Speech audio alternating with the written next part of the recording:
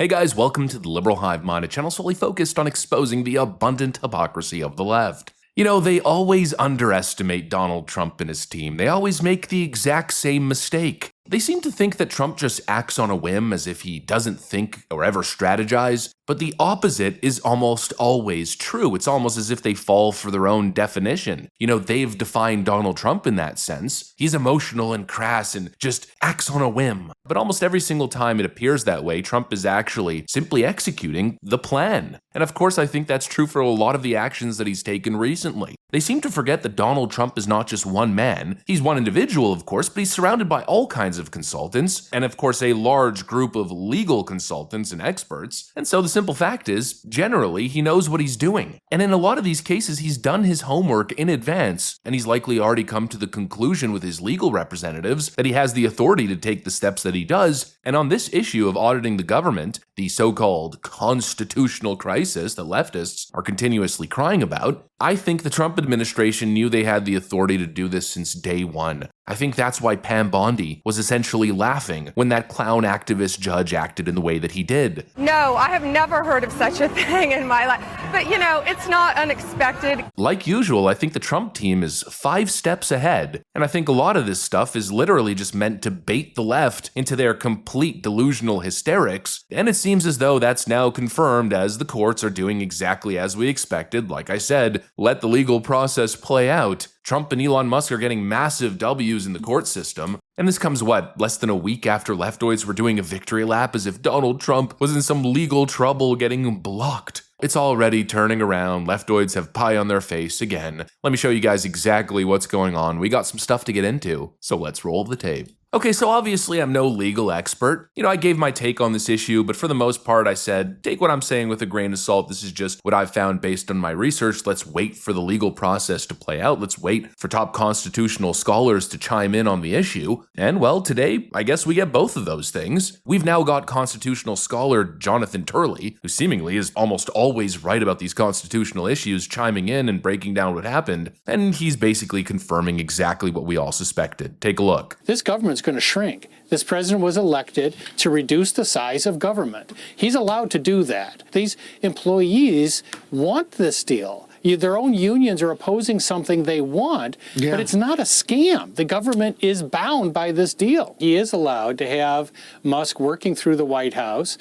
They have Treasury people and other officials now part of DOJ. Congress has a parallel DOJ committee. The IGs are doing their own investigation along the same lines. All of that is permissible. So there you have it. These lawsuits were a complete joke. Nothing more than frivolous, desperate attempts by obstructionist Democrats to stall and sabotage Trump's agenda. They had no standing from the start, and that was an important part. That's what we mentioned in the initial video that I recorded. Generally, to issue an injunction on the president on his executive powers, you'd have to have significant legal cause. But in this case, the cause was, we don't like it and we disagree, therefore we're going to block it. That is a total overreach and abuse of power. And now the courts just ruled these activist judges had no authority to interfere because they'd be interfering with the executive branch directly. Initially, the argument that leftists were making was that they were blocking Elon Musk, who had no executive authority or ability to do this, but he was acting directly on Donald Trump's behalf. He was following the orders of the executive. And so very simply, this was lawfare. As per usual, the left can't win on policy, they can't win elections, so instead they weaponized the legal system in a pathetic attempt to throw roadblocks in front of Donald Trump. Absolutely shameless, and more filing of bogus lawsuits. This is all they've got. This is what the Democrats do, abuse power and engage in lawfare instead of actually trying to win the argument. This post from Insurrection Barbie on X, I think, fully puts it into perspective. And by the way, just look at that, 35 million views on this post. But she writes, they have been planning the lawfare against the Trump administration for 2 years. They have 800 lawyers and 280 civil service organizations. They were pre-interviewing plaintiffs in November of 2024. That is not me saying this, that is the New York Times saying this. The constitutional crisis narrative has been planned in advance and is being executed because they have hundreds of lawsuits planned. And then she links to this article from the New York Times. Liberal legal group positions itself as top Trump administration foe. This is what they do. They can't accept the fact that they lost the election. that their power is in jeopardy, and so they're doing anything they can, regardless of how mischievous and sinister, to stop Trump from executing his plan. But honestly, I find it so foolish at this point. Again, I think they've made the same mistake. They've underestimated Trump, thinking he's dumb and wouldn't anticipate this. It's been 8+ years of lawfare and coups. They know what's going on, and they were probably expecting this from the start.